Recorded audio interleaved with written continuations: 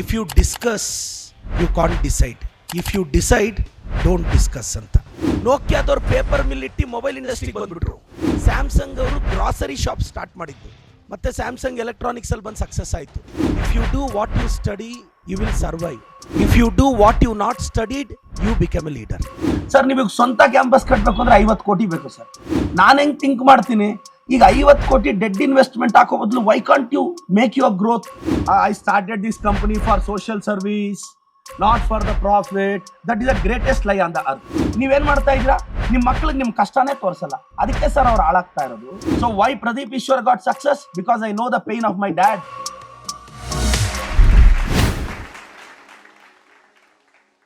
ಕಾರ್ಯಕ್ರಮದಲ್ಲಿ ಮಾತಾಡೋಕ್ಕೆ ನನಗೆ ಖಂಡಿತವಾಗೂ ಒಂದು ಅರ್ಹತೆ ಇದೆ. ಇಂಗ್ಲೀಷಲ್ಲಿ ಒಂದು ಮಾತಿದೆ, if you discuss you can't decide, if you decide don't discuss ಅಂತ. ನಾನೊಂದು ಬಿಸ್ನೆಸ್ ಮಾಡ್ತೀನಿ ಅಂತ ನಿಮ್ಮ ಮನೆಯವ್ರಿಗೆಲ್ಲ ಹೇಳಿದ್ರೆ ನೀವು ಗ್ಯಾರಂಟಿ ಡಿಸೈಡ್ ಮಾಡಲ್ಲ, ಬಿಸ್ನೆಸ್ಸು ಮಾಡಲ್ಲ. So if you want to decide don't discuss, if you discuss you don't decide. So ನೀವೇನಾದರೂ ಕಂಪ್ನಿ ಕಟ್ಟಬೇಕು ಅಂತ ಆಸೆ ಇದ್ದರೆ ಯಾರಿಗೂ ಹೇಳಕ್ಕೆ ಹೋಗ್ಬೇಡಿ, ಯಾರನ್ನೂ ಕೇಳಕ್ಕೆ ಹೋಗ್ಬೇಡಿ, ಸ್ಟಾರ್ಟ್ ಮಾಡಿ, ಸಕ್ಸಸ್ ಆಗುತ್ತೆ. ಮತ್ತೆ ಸ್ಟಾರ್ಟ್ ಮಾಡಿದ್ದು ಬಿಸ್ನೆಸ್ಸೇ ಸಕ್ಸಸ್ ಆಗುತ್ತೆ ಅಂತ ಗೊತ್ತಿಲ್ಲ. ನೋಕಿಯಾದವರು ಪೇಪರ್ ಮಿಲ್ ಸ್ಟಾರ್ಟ್ ಮಾಡಿದ್ದು, ಸ್ಯಾಮ್ಸಂಗ್ ಅವರು ಗ್ರಾಸರಿ ಶಾಪ್ ಸ್ಟಾರ್ಟ್ ಮಾಡಿದ್ದು, ಮತ್ತೆ ಸ್ಯಾಮ್ಸಂಗ್ ಎಲೆಕ್ಟ್ರಾನಿಕ್ಸ್ ಅಲ್ಲಿ ಬಂದು ಸಕ್ಸಸ್ ಆಯಿತು. ನೋಕಿಯಾದವ್ರು ಪೇಪರ್ ಮಿಲ್ ಇಟ್ಟು ಮೊಬೈಲ್ ಇಂಡಸ್ಟ್ರಿಗೆ ಬಂದ್ಬಿಟ್ರು. ಸೊ ಗೊತ್ತಿಲ್ಲ ಯಾವ ಬಿಸ್ನೆಸ್ ಸ್ಟಾರ್ಟ್ ಮಾಡಿ ಯಾವ ಕಡೆ ಹೋಗುತ್ತೆ ಅಂತ. If you do what you study you will survive, if you do what you not studied you become a leader. See, if you want to market something you need not to be IIM ಇಂದ MBA HR ಆಗಬೇಕಾಗಿಲ್ಲ. And do you think all HRs of IIMs have started successful? ಯಾವುದೋ ಒಂದೋ ಎರಡೋ successful cases ನೋಡ್ಬೋದು ಅಷ್ಟೇ. Every one ಏನಾಗುತ್ತೆ, business ಅನ್ನೋದು the best business in the world, mind your own business ಅಂತ. ಇದು ಬೆಸ್ಟ್ ಬಿಸ್ನೆಸ್. ನಾನು sir myself I am a Pradeep Eshwar, I am a Chikkaballapur MLA. More than that I am an entrepreneur. I started one coaching center, Parishrama Private Limited, which is nearly 100 to 150 crores turnover per annum. ನಾನು ಬೆಂಗಳೂರಿಗೆ ಬಂದಾಗ empty pocket, broken heart, empty stomach. So ನಾನು ನಿಮ್ಗೆಲ್ಲ ಹೇಳೋದು, please you came with a lot of dreams, don't afraid of investing, don't afraid. Today is nice, tomorrow is beautiful, day after tomorrow is successful, but many people day tomorrow evening ಅಂತ. Success ಇದೆ ಅನ್ನೋದು ಮರ್ತೋಗೆ ನಾವೆಲ್ಲರೂ ಇದು ಮಾಡ್ತೀವಿ. Risk ಮಾಡಿ ಮತ್ತೆ ದಯವಿಟ್ಟು ನಾನು ಬಿಸ್ನೆಸ್ ಸ್ಟಾರ್ಟ್ ಮಾಡಬೇಕು ಅಂದ್ರೆ 1 CR ಕ್ಯಾಪಿಟಲ್ ಇರಬೇಕು, 2 CR ಇರಬೇಕು, ಅವೆಲ್ಲ ಬಿಡಿ ಸರ್. ನಾನು ಕಂಪನಿ ಪರಿಶ್ರಮ 1% ಕಂಪನಿ ಅಂತ ಸ್ಟಾರ್ಟ್ ಮಾಡಿದೆ, 1 lakh rupees. ನನಗೆ ಈಗಲೂ ನೆನಪಿದೆ, ಇಂದಿರಾನಗರಕ್ಕೆ ಹೋಗಿ ಆ ಡಾಕ್ಯುಮೆಂಟ್ಸ್ ಎಲ್ಲ ತಗೊಂಡೋಗಿ ಯಾರೋ ಒಬ್ರು ಆ ರಿಜಿಸ್ಟ್ರೇಷನ್ ಮಾಡ್ಕೊಡ್ತಾರಲ್ಲ, ಅವ್ರು ಕಾಸು ಕೊಟ್ಟು ಅದು ರಿಜಿಸ್ಟ್ರೇಷನ್ ಮಾಡಿಸಿ ಪ್ರೈವೇಟ್ ಲಿಮಿಟೆಡ್ ಅಂತ ತಗೊಂಡು ಮಿನಿಸ್ಟ್ರಿ ಆಫ್ ಕಾರ್ಪೊರೇಟ್ ಅಫೇರ್ಸ್ ಅವ್ರು ಪರ್ಮಿಷನ್ ಕೊಟ್ಟು, ಮತ್ತೆ ನನಗೆ 100 ರೂಪಾಯಿಗೆ 18 ರೂಪಾಯಿ GST ಕಟ್ಟಬೇಕು ಅಂದ್ರೆ ಪ್ರಾಣ ಹೋದಂಗೆ ಆಗ್ಬಿಡೋದು ಸರ್. ಇದೇನಪ್ಪ 100 ರೂಪಾಯಿ ಕೊಟ್ರೆ 18% GST ಅವ್ರು ತಗೊಂತಾರೆ, GST ತಗೊಂತಾರೆ ಅಂತ.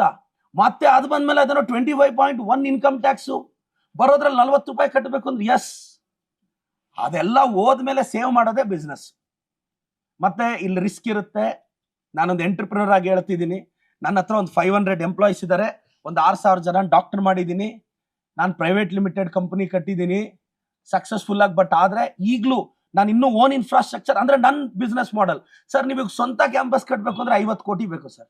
ನಾನು ಹೆಂಗೆ ಥಿಂಕ್ ಮಾಡ್ತೀನಿ, ಈಗ 50 ಕೋಟಿ ಡೆಡ್ ಇನ್ವೆಸ್ಟ್ಮೆಂಟ್ ಹಾಕೋ ಬದಲು why can't you make your growth? ನೀವು ಯಾಕೆ ಈಗ ಓನ್ ಇನ್ಫ್ರಾಸ್ಟ್ರಕ್ಚರ್ ಮೇಲೆ ಹೋದ್ರೆ ಆ 2-3 years ಮಾರ್ಕೆಟಿಂಗ್ ಮೇಲೆ ಹಾಕಕ್ಕಾಗಲ್ಲ, ಆ್ಯಡ್ ಕೊಡಕ್ಕಾಗಲ್ಲ. ಮತ್ತೆ ನೀವು ಬಹಳಷ್ಟು ಜನ ಅನ್ಕೊಂತಾರೆ ಮೌತ್ ಪಬ್ಲಿಸಿಟಿ ಇಂದಾನೆ ಬರಬೇಕು. ಹೋಯ್ತು sir, because generation is very fast. ಈಗ ತುಂಬಾ ಜನ ಇನ್ಸ್ಟಿಟ್ಯೂಟ್ಸ್ ನನ್ನ ಫ್ರೆಂಡ್ಸ್ ಸ್ಟಾರ್ಟ್ ಮಾಡಿದ್ರು, ನೊಣ ಹೊಡಿತಾ ಇದ್ದಾರೆ ಸರ್. ಏನು ನಮ್ಮ ಸ್ಟೂಡೆಂಟ್ಸ್ ಡಿಸ್ಟಿಂಕ್ಷನ್ ತಗೊಂಡೋಗಿ ಅವ್ರು ಮೌತ್ ಪಬ್ಲಿಸಿಟಿ ಮಾಡಿದ್ರೇನೆ ಅದು, ಇಟ್ ಟೇಕ್ಸ್ ಟೈಮ್. ನೀವು ಆ್ಯಡ್ ಕೊಡ್ಬೇಕು ನೋಡಿ, ನಾವೀಗ ಅಗ್ರೆಸಿವ್ ಆಗಿ ಆ್ಯಡ್ ಕೊಡ್ತೀವಿ, ಅಗ್ರೆಸಿವ್ ಆಗಿ ಸ್ಪೆಂಡ್ ಮಾಡ್ತೀವಿ. ನಾನು 10-20 ಕೋಟಿ ಮಾರ್ಕೆಟಿಂಗ್ ಸ್ಪೆಂಡ್ ಮಾಡ್ತೀನಿ ಆವ್ರೇಜ್. ನನ್ನೆಲ್ಲ ಕೇಳ್ತಾರೆ ಅಷ್ಟು ಖರ್ಚು ಮಾಡ್ಬೇಕಾ? How your brand will come to no.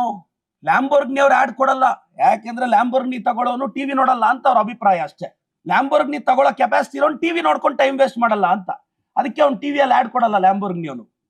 So we are not Lamborghini, no, we are new entrepreneurs. ದಯವಿಟ್ಟು ರಿಸ್ಕ್ ಮಾಡಿ, ಒಳ್ಳೇದಾಗಬೇಕು. ಮತ್ತೆ ಏನಿಲ್ಲ ಸರ್, ಏನಾಗಲ್ಲ, ತಲೆ ಕೆಡಿಸ್ಕೋಬೇಡಿ. ಸಣ್ಣ ಬಿಸ್ನೆಸ್ ಸರ್, ಫುಟ್ಪಾತ್ ಅಲ್ಲಿ ಇಡ್ಲಿ ಇಟ್ರು you can build an empire. Sir, McDonald is a $20 billion company. They sell only vada pav.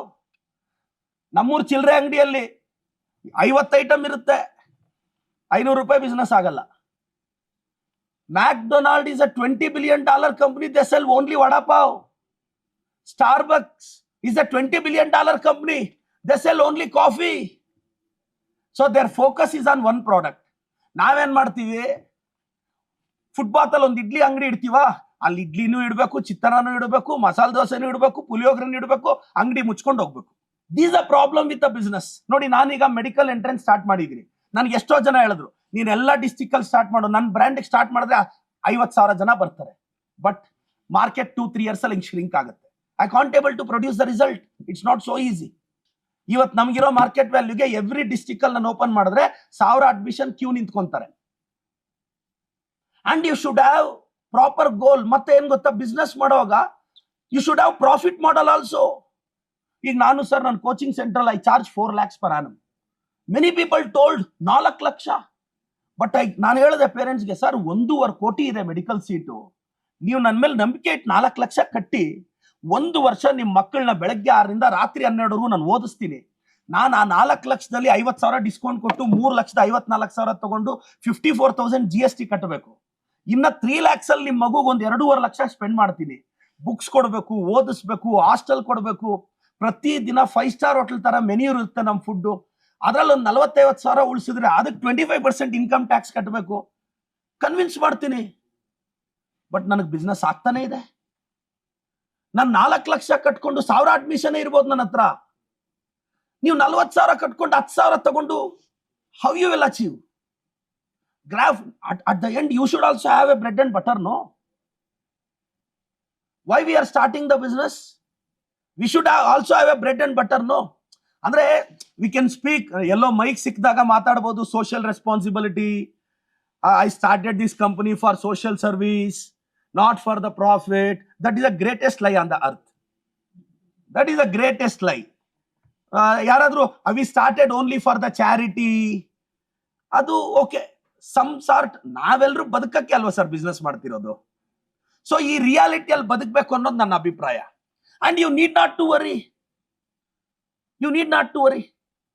ಈಗ ನನ್ನನ್ನು ಕೆಲವರು ಕೇಳ್ತಾರೆ, ನೀವು 4 ಲಕ್ಷ ಫೀಸ್ ತಗೊಂತೀಯ, ಕಟ್ಸೋ ತಾಕತ್ ನನ್ಗಿದೆ ಅಲ್ವಾ? ಅದೇ ಬಿಸ್ನೆಸ್ ಎಂಟರ್ಪ್ರಿನರ್ಶಿಪ್. ನನಗೆ ಕಟ್ಸೋ ತಾಕತ್ ಇದೆ ಅಲ್ಲ 4 ಲಕ್ಷ. ಎಲ್ರ ಕೈಗೂ ಆ ತಾಕತ್ ಇರ್ಬೇಕಲ್ಲ. ಈಗ 20,000 ಫೋನು ಇದೆ, 1.5 ಲಕ್ಷ ಐಫೋನು ಇದೆ. ಐಫೋನ್ ಕಂಪನಿಗೆ ಆ ತಾಕತ್ ಇರೋದಕ್ಕೆ ತಾನೇ we are buying that. So product, selling ಇದೆಲ್ಲ ಒಂದು ಆರ್ಟ್ ಸರ್, ಒಂದು ಕಲೆ. ಶ್ರೀನಗರದಲ್ಲಿ ಹೋಗಿ ನೀವು ಫ್ರಿಡ್ಜ್ ಮಾರಬೇಕು ಸರ್, ಅದು ಬಿಸ್ನೆಸ್ ಮಾಡಲ್ ಅಂದ್ರೆ.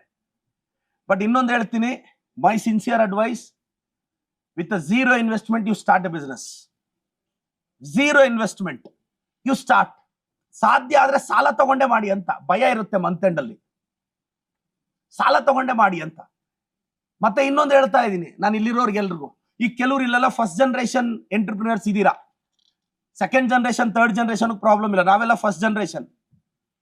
ನಿಮ್ಗೆಲ್ಲ ಏನಾಗುತ್ತೆ, ನಾವೆಲ್ಲ ಒಂದು ಮಿತ್ತಲ್ ಇದೀವಿ. ಸರ್, ನಾನೊಬ್ಬ ಪೊಲಿಟಿಷಿಯನ್ ಆದೆ, I am A more popular politician in Karnataka and entrepreneur. ಯಾಕೆ ಗೊತ್ತಾ sir? I know the pain of my father. ನಮ್ಮ ಅಪ್ಪ ಕಷ್ಟ ನನಗೆ ಗೊತ್ತಿತ್ತು. ಅರೆ, ನಮ್ಮ ಅಪ್ಪ 3,000 ರೂಪಾಯಿ ನನಗೆ ಫೀಸ್ ಕಟ್ತಾ ಇದ್ದಾರೆ ಗುರು ಅನ್ನೋದು ನನಗೆ ಗೊತ್ತಿತ್ತು. But you people are what doing? ನೀವೇನ್ ಮಾಡ್ತಾ ಇದ್ದೀರಾ? ನಿಮ್ಮ ಮಕ್ಕಳಿಗೆ ನಿಮ್ ಕಷ್ಟನೇ ತೋರಿಸಲ್ಲ. ಅದಕ್ಕೆ ಸರ್ ಅವ್ರು ಹಾಳಾಗ್ತಾ ಇರೋದು. They should know your pain. ನೀವು ನಿಮ್ಮ ಮಕ್ಳ ಹತ್ರ ಆರ್ಟಿಫಿಷಿಯಲ್ ಆಗಿ ಬಿಹೇವ್ ಮಾಡ್ತಿದ್ದೀರಾ, ನಿಮ್ ಕಷ್ಟನ ಬಚ್ಚಿಡ್ತಿದ್ದೀರಾ, ನೀವೇನೋ ಸೂಪರ್ ರಿಚ್ ಅಂತ ತೋರಿಸ್ಕೊಂತಾ ಇದ್ದೀರಾ, ನಿಮ್ಗೇನು ಕಷ್ಟ ಇಲ್ಲ ಅಂತ ಪ್ರೊಜೆಕ್ಟ್ ಮಾಡ್ಕೊಂತಾ ಇದ್ದೀರಾ. ಸರ್, ನಿಮ್ಗೆ ಕಷ್ಟ ಇದೆ, ನೀವು EMI ಕಟ್ಟಕ್ಕೆ ಒದ್ದಾಡ್ತಿದ್ದೀರಾ, ನೀವು ಒಂದು 20,000 ದುಡಿಯಕ್ಕೆ ಇಷ್ಟು ಸ್ಟ್ರಗಲ್ ಮಾಡ್ತಿದ್ದೀರಾ ಅಂತ ನಿಮ್ ಮಗನ್ಗೆ ಹೇಳ್ಬೇಕು. ಏನ್ ನೀವು ಕಷ್ಟ ಹೇಳ್ಕೊಂಡಿದ ತಕ್ಷಣ ನಿಮ್ ಮಗನ್ಗೆ ನೀವು ವಿಲನ್ ಆಗಲ್ಲ. You will be always hero. So why Pradeep Eshwar got success? Because I know the pain of my dad.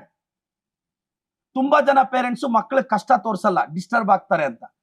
ಹೇಳ್ಬೇಕು, ನಿಮ್ ಕಷ್ಟ ಮಕ್ಕಳಿಗೆ ಹೇಳ್ಬೇಕು. ಸರ್, ಏನಾಗಲ್ಲ ಅಂತ ಹೇಳ್ತಾ ನಿಮ್ಗೆಲ್ರಿಗೂ ಒಳ್ಳೇದಾಗ್ಲಿ. ನಾನು VK ಎಡಿಟರ್ ಅವ್ರಿಗೆ, ರುದ್ರಮೂರ್ತಿ ಸರ್ ಅವ್ರಿಗೆ, ಪ್ರಿಯಾಂಕಾ ಮೇಡಮ್ ಅವ್ರಿಗೆ, ಮತ್ತೆ ದೇವ್ ಸರ್ ಅವ್ರಿಗೆ, ನಮ್ಮ ಇರ್ಷದ್ ಅವ್ರಿಗೆ, ನಮ್ಮೆಲ್ಲ ಟೀಮ್ಗೆ ಥ್ಯಾಂಕ್ ಯು ಸೋ ಮಚ್. ಇದು ಪವರ್ ಆಫ್ ವೆಲ್ತ್ ಅಂತ ಬಹಳ ಅದ್ಭುತವಾದ concept.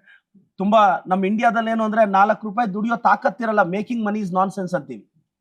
Western people any time they told making money is nonsense, they respect the money, they respect the money. ನಾವೇನಾಗುತ್ತೆ ಸರ್, ನಾವು ಏನಾಗಿದೆ ಈ ಸೊಸೈಟಿನ, ಸಮಾಜನ, every step we are impressing. Sir, we speak about father and mother emotions ಬಗ್ಗೆ ಇಂಡಿಯಾದಲ್ಲಿ ಎಷ್ಟೆಲ್ಲ ಮಾತಾಡ್ತೀವಲ್ಲ ಸರ್. ವೆಸ್ಟರ್ನ್ ಕಲ್ಚರ್ನ ಕ್ರಿಟಿಸೈಸ್ ಮಾಡ್ತೀವಲ್ಲ ಸರ್. ಗ್ರೇಟ್. ಇಂಡಿಯಾದಲ್ಲಿ ಯಾವತ್ತು ಫಾದರ್ಸ್ ಡೇನ, ಮದರ್ಸ್ ಡೇನ ಗ್ರ್ಯಾಂಡ್ ಆಗಿ ಮಾಡಿರೋದು ಟಿವಿಗಳಲ್ಲಿ ನೋಡಿದೀವ ಸರ್? ಇವತ್ತು ಅಪ್ಪಂದರ ದಿನಾಚರಣೆಯ ಶುಭಾಶಯಗಳು ನೋಡೇ ಇಲ್ಲ ನಾನಂತೂ. ಅಮ್ಮಂದರ ದಿನಾಚರಣೆ ಏನೋ ವುಮೆನ್ಸ್ ಡೇಗೆ ಒಂದು ಹಾಕ್ತಾರೆ ಗೌರ್ಮೆಂಟ್ ಅಫಿಷಿಯಲ್ ಪ್ರೋಗ್ರಾಮ್ ಮಾಡಿರೋದಕ್ಕೆ. ನಾವು ಟಿವಿಗಳಲ್ಲಿ ಫಾದರ್ಸ್ ಡೇನ, ಮದರ್ಸ್ ಡೇ ನೋಡೋದೇ ಇಲ್ಲ. And we speak about emotions. Western people, they celebrate fathers day greatly, they celebrate mothers day greatly. Western countries ಅಲ್ಲಿ 14-15 ವರ್ಷ ಬಂದ್ರೆ ಬ್ರೇಕಿಂಗ್ ದ ಪ್ಲೇಟ್ ಅಂತ ಮಾಡಿ ಮಕ್ಕಳನ್ನ ಇಂಡಿಪೆಂಡೆಂಟ್ ಆಗಿ ಬಿಡ್ತಾರೆ.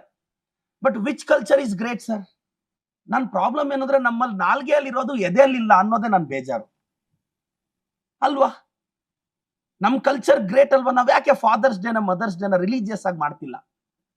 ವೈ ವೆಸ್ಟರ್ನ್ ಪೀಪಲ್ 30-35 ಕೋಟಿಯಲ್ಲಿರ್ತಕ್ಕಂಥ ಜನಸಂಖ್ಯೆನ ಪ್ರಪಂಚ ರೂಲ್ ಮಾಡ್ತಿದ್ದ. Why we can't? ನಾವ್ ಯಾಕೆ ಇದು ಮಾಡ್ತಿಲ್ಲ? ದೊಡ್ಡ ದೊಡ್ಡ ಎಕನಾಮಿಕಲಿ ರಿಚ್ ಕಂಟ್ರೀಸ್ ಪ್ರೆಸಿಡೆಂಟ್ಸು ದೊಡ್ಡದೆಲ್ಲ ಸಿಂಪಲ್ ಆಗಿ ವಾಕಿಂಗ್ ಮಾಡ್ಕೊಂಡು ಹೋಗ್ತಾರೆ. ಇಲ್ಲಿ ನಮ್ಮಲ್ಲಿ ಕಾರ್ಪೊರೇಟರ್ ಹಿಡಿಯಕ್ಕಾಗಲ್ಲ, ಅದೇ ಪ್ರಾಬ್ಲಮ್. ನಾನು ಎಕ್ಸೆಪ್ಷನ್ ಬಿಡಿ ಅದಕ್ಕೆ. Okay, thank you so much sir. ಎಲ್ರಿಗೂ all the best. Thank you sir.